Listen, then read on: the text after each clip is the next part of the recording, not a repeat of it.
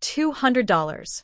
That is roughly 2,800 cedis in Ghana, about 160,000 naira in Nigeria, around 120,000 CFA in Senegal, and about the same as a week's grocery bill in London or a single dinner out in New York. $200. That is what I had. That is what I started with. And that is the number that changed my life. This is not a story about luck. This is not a motivational video with a happy ending that skips the hard parts. This is the real, day-by-day account of what happened when I took $200 in Africa and tried to build something from it. What I spent, what I lost, what failed, what worked, and what I ended up with at the end of 30 days. Whether you are watching this from Ghana, from Nigeria, from Kenya, from France, from the United States, from Brazil, the principles in this story apply to you. Because this is not just an African story. This is a human story. A story about what happens when someone with limited resources decides to stop waiting and start moving. Let us go. Quick thing, if you find this useful, hit subscribe before you forget. I post real stories about money and business in the world every week. No hype, no theory, just what's actually happening on the ground. First, why $200? Because that is what was available without borrowing. And one thing I want to say clearly to everyone watching this, regardless of where you live. Starting with money you do not have to pay back is one of the most important business decisions you will ever make. No debt pressure, no interest, no timeline set by someone else. $200 was mine. Clean, free, available. Now. Why phone accessories? I looked around me. I asked myself one question. What do people in my area need and buy regularly, regardless of how much money they have? The answer was everywhere. Phone chargers break. Everyone buys a new one. Earphones get lost. Everyone replaces them. Phone cases crack. Everyone wants a fresh one. Power banks run out. Everyone needs another. And here is the thing that makes phone accessories remarkable as a business. Everyone on Earth has a phone. Not just in Africa. In Europe. In Asia. In the Americas. Everywhere. The demand for phone accessories is the single most universal consumer demand in the world right now. And in Africa specifically, where people often cannot walk to a branded electronics store and would rather buy from a trusted local seller, the opportunity is even sharper. So, phone accessories it was. Day 1. I did not rush out and buy stock immediately. That was the first decision, and I believe it was the right one. I spent day 1 doing 3 things. 1. I visited the wholesale market in Accra, Tema Station area, Kwame Nkrumah Circle. I did not buy anything. I walked, I looked, I asked prices, I compared. This took 3 hours and cost me nothing except transport. L. 2. I opened a notebook and wrote down every product I saw and its wholesale price versus what I had seen the same product selling for on the street. I was looking for margin, the gap between what I could buy it for and what I could sell it for. 3. I made a list of where I would sell. Not a shop, I could not afford rent. My plan was simple. I would sell through WhatsApp to people I knew and face-to-face at a busy location near a transport terminal. Day 2, I went back to the wholesale market. This time, I bought. Here is the exact breakdown of my $200. Let me walk you through exactly where every dollar went.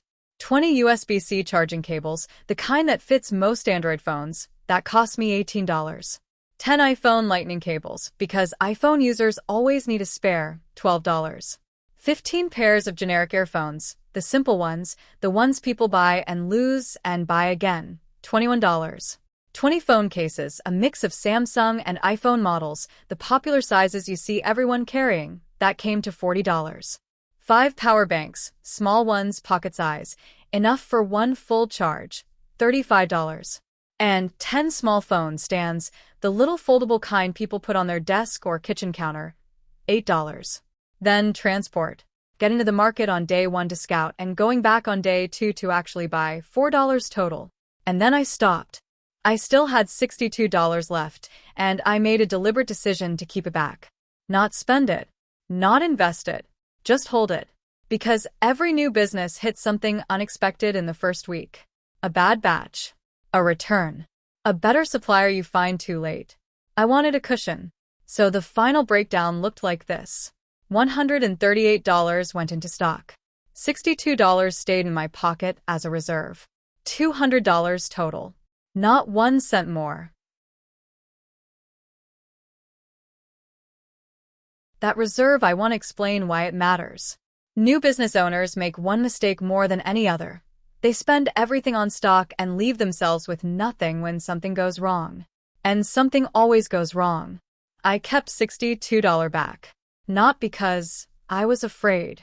Because I was thinking like a business owner, not a market shopper. Day 3, I photographed every product on a clean white cloth. Natural light from a window. No professional camera. Just a phone. I created a WhatsApp business account.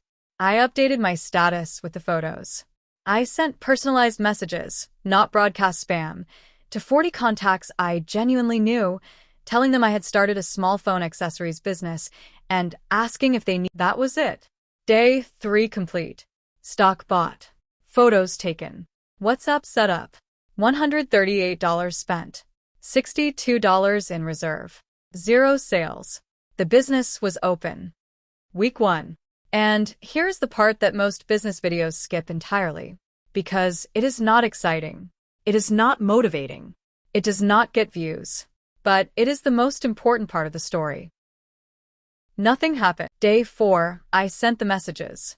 I got back 3 nice, I'll let you know replies and nothing else. Day 5, I updated my WhatsApp status with new photos. My view count was 34. My sale count was 0. Day 6, I went to the transport terminal with a bag of stock and stood near the entrance. In 2 hours, 3 people stopped to look. 1 picked up a cable, checked the price, put it down, and walked away. 0 sales. Day 6.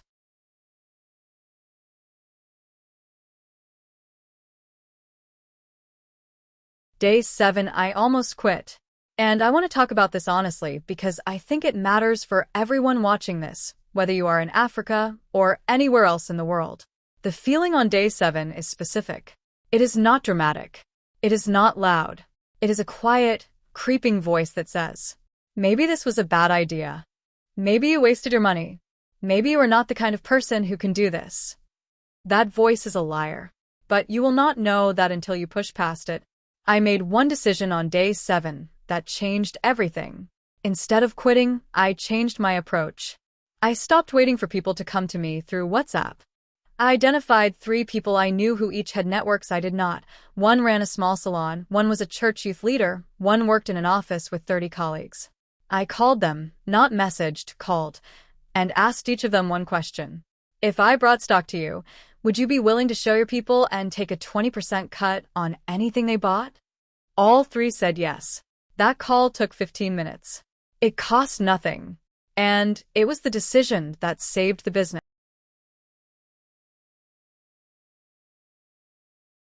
Day 9. The first real crisis. One of the charging cables I had sold, one of the first, to someone in my own contact list, stopped working after 2 days. She messaged me. The cable you sold me is not working. I want my money back. That message sat in my phone for 4 hours before I replied. Not because I was avoiding it, but because I was genuinely calculating. If I refund her, what does that cost me? If I do not refund her, what does that cost me? I refunded her. Immediately. No argument. Full amount.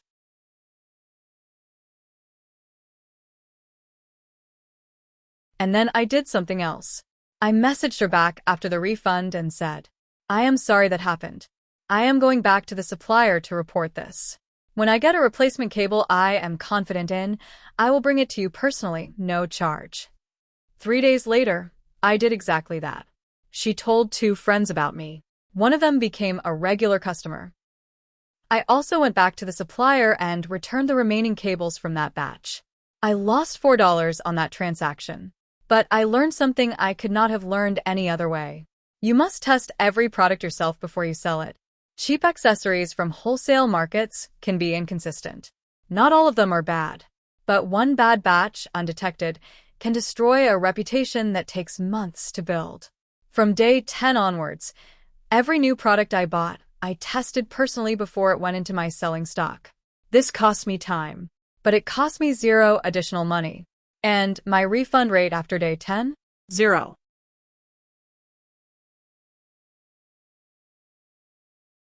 Day 11. The salon owner I had spoken to on day 7 sent me a message at 10:17 a.m. I showed your stuff to my customers. 3 people want phone cases. 2 want chargers. 1 wants earphones. Can you come today? I want to be honest about what that message felt like. After 10 days of silence, doubt, 1 refund, and a near-quit moment, 6 orders, I packed the stock. I was there within the hour. All 6 customers bought. Here are the exact numbers from that single visit. 3 phone cases, sold at $6 each, cost $2 each, profit, $122. Charging cables, sold at $5 each, cost $1.80 each, profit, $6.401. Set of earphones, sold at $8, cost $3, profit, $5. Total profit from 1 visit, $23.40. And the salon owner earned her 20% cut, $4.68, which she immediately reinvested by ordering a phone case for herself. That afternoon, I sent the same message to the church youth leader and the office contact. Both confirmed orders within 24 hours. The business had turned a corner. Not because I was lucky, because on day 7, when the voice said quit, I changed my strategy instead. Month 1. The full numbers. I am going to give you these slowly because I want you to actually absorb them. Starting capital, $200. Stock purchased, $138. Reserve held, $62. Total revenue, all sales, 30 days, $347. Costs, restocking twice. Transport, 1 refund, $189. Net profit, month 1, $158. Ending cash position, $158. Profit plus $62 reserve equals $220 total. Let me be precise about what that means. I started with $200. I ended month 1 with $220 in cash, plus $149 worth of remaining stock. My actual business value at day 30, approximately $369. On a $200 starting investment. That is an 84% return in 30 days.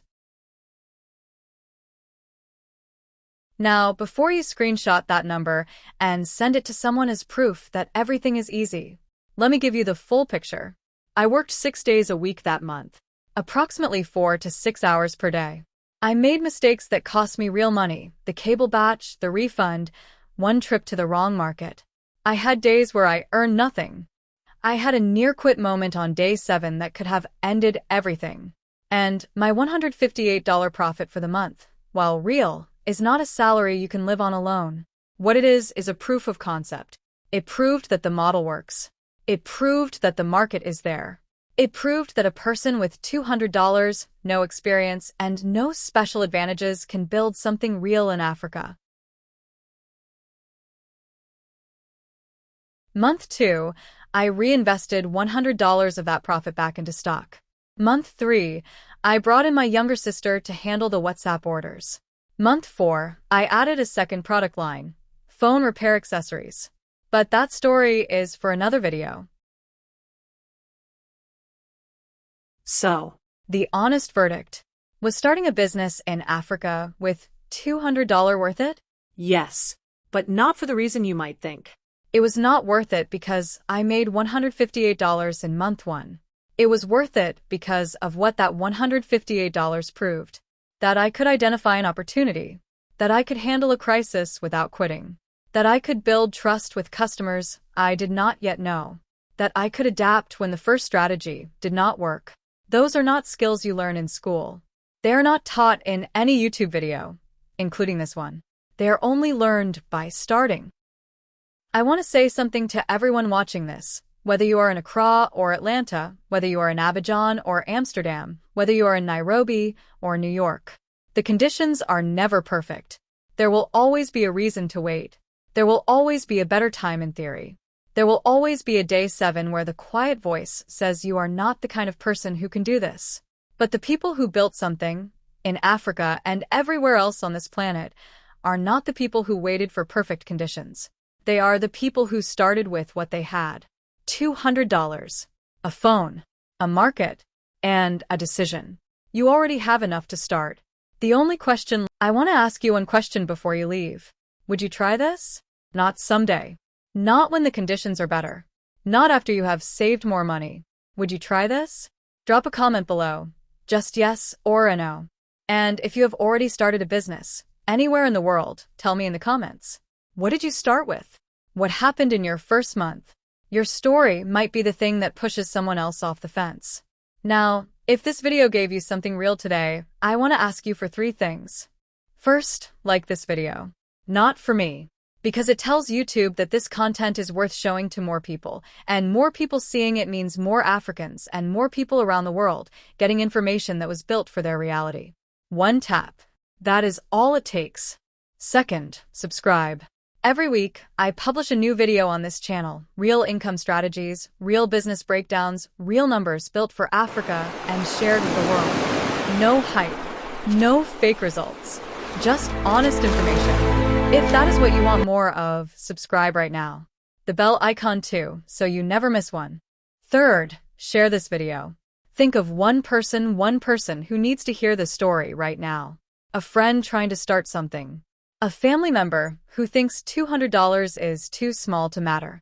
A young person who has been waiting for permission to begin. Send them this video.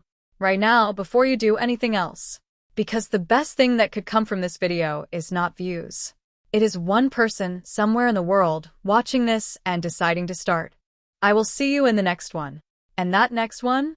The top 5 most profitable crops to grow in Africa right now with exact startup costs, real harvest timelines, and income numbers that will surprise you.